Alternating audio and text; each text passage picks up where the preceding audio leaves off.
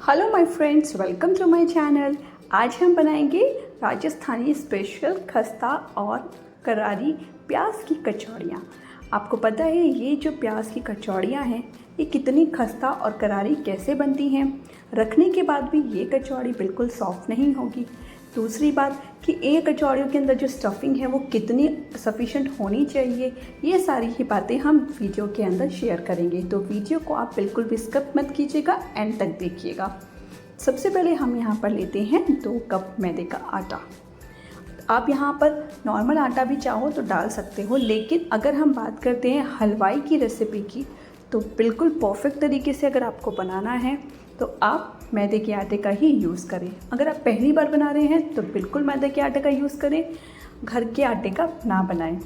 इससे एकदम खस्ता और क्रिस्पी बनेगी आपकी ये कचौड़ियाँ। इसमें हम थोड़ा सा नमक और अजवाइन डालेंगे और फिर ऐड करेंगे हम इसके अंदर मोन की कंसिस्टेंसी कितनी होनी चाहिए।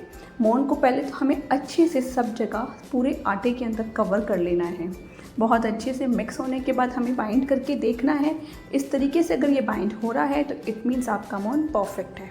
अब इसमें हमें हार्डली हाफ कप के कप हमें अकॉर्डिंग हमें पानी लगेगा, और उस पानी से हमारा ये पूरा आटा अच्छे से गुज जाएगा। ना तो हमें आटा सॉफ्ट चाहिए ना हार्ड, नॉर्मल आटा होना चाहिए। इसे अच्छे से मथने के बाद इस आटे को हम 10 मिनट के लिए ढक कर रख देंगे। कचौड़ियाँ बनाते वक्त जो सबसे पहला स्टेप होता है, आटे का परफेक्ट होना बहुत ज़रूरी है।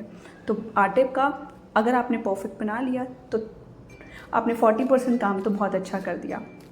अब हम यहाँ पर आते हैं स्टफिंग की। तो यहाँ पर मैंने 3 बड़े प्याज लिए हैं जिसको हमने नॉर्मल चॉप कर लिया है। फाइन चॉप हमें नहीं करना है क्योंकि हमें प्याज बिल्कुल बारीक नहीं चाहिए। 2 यहाँ पर मैंने हरी मिर्च ली है, आप अपने टेस्ट के अकॉर्डिंग हरी मिर्च ले सकते हैं। उसको भी हमने कट कर लिया है। मीडियम साइज़ के हमने यहाँ पर 4 आलू लिए हैं। ये सिर्फ हमारे इतने आटे के लिए इतना ये सफिशेंट है। हमने मसाले लिए हैं 2 जगह। पहले हम डालेंगे ड्राई मसाले, उसके बाद हम डालेंगे ये दूसरे मसाले। ठीक है, तो ये 2 मसाले मैं क्यों अलग अलग ले रही हूँ ये भी मैं आपको आगे बताती हूँ। मसाले में हमने नॉर्मली सभी मसाले यूज़ करे हैं, और मिर्च मैंने यहाँ पे देगी मिर्च का यूज़ किया है कलरिंग के लिए। ठीक है, यहाँ पर सबसे पहले हम ऑयल के अंदर हींग डालेंगे। उसके बाद हम अपने साबुत धनिया, साबुत सौंफ और जीरा डालकर अच्छे से भून लेंगे। जब इनकी हल्की हल्की सी खुशबू हमें आने लगेगी ना, तब हम इसके अंदर अपने अनियंस डालेंगे। अनियन सारे के सारे डालने के बाद इसको हम अनियन को अच्छे से गोल्डन ब्राउन होने तक भूनेंगे। हमने जितने भी मसाले वहाँ पे रखे थे दूसरी प्लेट में, वो अगर हम पहले ही ऐड कर देते या भून लेते तो हमारा जो प्याज है ना ये कच्चा रह जाता। क्योंकि प्याज का जो प्रोसेस होता है ना, कुकिंग प्रोसेस, वो रुक जाता क्योंकि उसके अंदर नमक भी था, खटाई भी थी, चाट मसाला भी था, गरम मसाला भी था। तो हमें अनियन को भूनने से पहले कोई मसाला नहीं डालना है। तो जब हमारा अनियन अच्छे से भुन जाएगा फिर हम इसके अंदर ऐड करेंगे अपने बॉईल करे हुए पोटैटोज़। इसको भी हम अच्छे से मिक्स कर देंगे इसके अंदर, और उसके बाद हम इसमें ऐड करेंगे अपने सभी मसाले, जिसकी वीडियो में गलती से मिक्स डालना भूल गई। तो प्लीज़ माइंड मत कीजिएगा, यहाँ सारे मसाले मैं डाल चुकी हूँ इसके अंदर। मसाले इसके अलावा मैंने कुछ और ऐड नहीं किया। नींबू का मैंने यूज़ इसमें नहीं किया है, मैंने क्योंकि अमचूर पाउडर का यूज़ किया था। कस्तूरी मेथी को डालना बिल्कुल ना भूलें, उससे फ्लेवर बहुत अच्छा आता है। और जब ये मसाले अच्छे से आलू के अंदर मिक्स हो जाएंगे और अच्छे से भुन जाएंगे, आपको पता लग जाएगा 2 से 3 मिनट लगेंगे। अच्छे से आप इनको चलाते रहिए, और यहाँ पर ये हमारा जो मसाला है ना ये अच्छे से भुन गया है। अब इसको हम 5 मिनट के लिए ठंडा होने के लिए रख देंगे। गरम गरम स्टफिंग हम नहीं करेंगे, नहीं तो हमारी कचौड़ियाँ फट सकती हैं। तो यहाँ पर थोड़ा ठंडे हो गए हैं। अब हम इसकी बॉल्स बना लेंगे। बॉल बनाना इसलिए है क्योंकि इससे ईजी हो जाता है हमारी कचौड़ियों के अंदर फिलिंग करना, और जितनी भी हम कचौड़ियाँ बनाएंगे ना वो सभी इक्वल फिलिंग की होंगी, किसी में कम या ज़्यादा नहीं होगा। तो यहाँ सारी बॉल्स रेडी हैं। हम अपने आटे पर भी आ जाते हैं। हमारा आटा भी अच्छे से रेडी हो गया है। इसको ऑलमोस्ट हाफ एन आवर हो गया, तो अच्छे से इसको हम गूँथ के इसकी बेलियाँ बना लेते हैं। तो बेलियाँ भी हम इसकी बड़ी बड़ी बनाएंगे क्योंकि हमें कचौड़ियों का साइज़ बड़ा रखना है। तो इस बात का ध्यान रहे।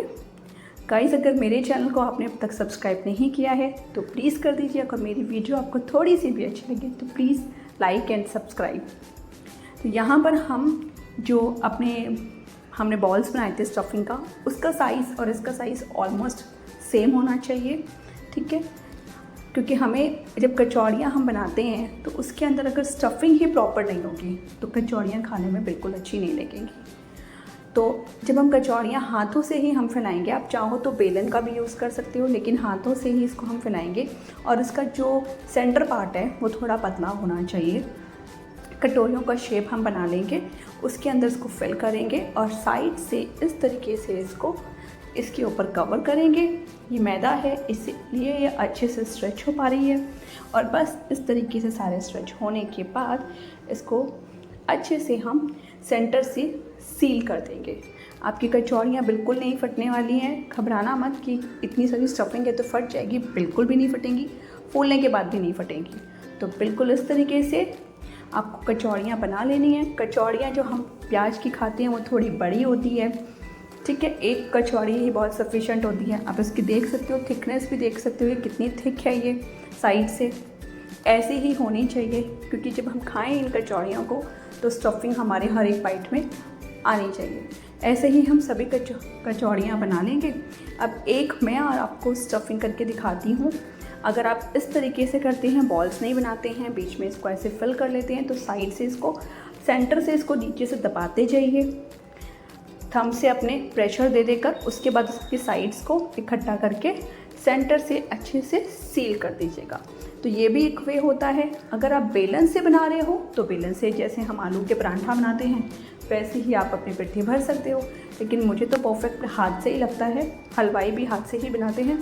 तो बिल्कुल इस तरीके से आप अपनी सारी कचौड़ियाँ बनाकर रख सकते हैं। तो यहाँ पर हमारी सारी कचौड़ियाँ बनकर रेडी हो गई हैं।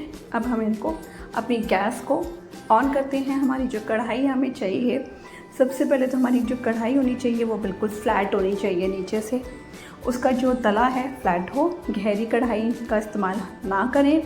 दूसरी बात, ऑयल अच्छा हो, जैसे मैंने यहाँ पर स्टील की कढ़ाई यूज़ करी है और इसमें अप्रॉक्सीमेट 1/2 लीटर ऑयल है, तो ऐसा ही ऑयल हमें चाहिए। ऑयल कम हो तो हमारी कचौड़ियाँ अच्छी नहीं बनेगी, क्योंकि ये फ्राई होने के बाद और फूलती हैं तो ये और स्पेस लेती हैं, तो ये और ऊपर आ जाती हैं, ठीक है। दूसरी बात कि इसके अंदर जो ऑयल है हमें लो फ्लेम पर लेना है, बिल्कुल भी हाई फ्लेम नहीं लीजिए। आपने देखा होगा, आप कई बार घर में अगर समोसे या कचौड़ियाँ बनाते हैं तो उसमें बबल्स आ जाते हैं, तो वो यही रीज़न होता है कि आपका जो ऑयल होता है ना वो आपका तेज़ गर्म होता है या मीडियम फ्लेम पर होता है। नहीं, हमें ऐसा करना, लो फ्लेम पर ही रखनी है। ये कचौड़ी देखो, हमने सारी कचौड़ियाँ तो नहीं, सिर्फ 4 कचौड़ियाँ इसमें डाली है और ये अच्छे से सिक गई हैं, मतलब नीचे से, और थोड़ी थोड़ी फूल गई हैं। ये मेरी कढ़ाई क्योंकि स्टील की है इसलिए इसका कलर ऐसा आया है। इसको बिल्कुल लो फ्लेम पर हम 7 से 8 मिनट कम से कम 10 मिनट भी लग सकते हैं, 15 मिनट भी लग सकते हैं आपको सीखने में, तो घबराइएगा मत। ये बिल्कुल स्लो फ्लेम पर ही इस तरीके से धीरे धीरे दोनों साइड से आप बस इनको चला, थोड़ी थोड़ी देर बाद आप इनकी साइड को टर्न कर दीजिएगा। आपकी एकदम कचौड़ियाँ फूली हुई निकलेंगी। ये देख सकते हो आप। ऐसे ही हमने अपनी सारी कचौड़ियों को बनाकर रेडी कर लिया है। यहाँ मेरी सारी कचौड़ियाँ बन गई हैं। ये मैं आपको एक खोल कर दिखाई है। इसका आप देख सकते हो कि इसकी स्टफिंग कितनी सफिशेंट है, कितनी अच्छी तरीके से इसमें पिट्ठी भरी हुई है। तो ऐसी ही कचौड़ियाँ आप भी बनाइए और बहुत इजी वे में आपकी कचौड़ियाँ बनकर तैयार हो जाएंगी। और अगर आपको मेरी वीडियो अच्छी लगे तो मेरे चैनल को सब्सक्राइब करना बिल्कुल ना भूलें और कमेंट पर लिखकर मुझे ज़रूर बताएं। तो ऐसी ही वीडियोस मैं आपके लिए और भी लाती रहूँगी। उसके लिए आप चैनल पर बने रहिए और एंजॉय कीजिए। Bye bye.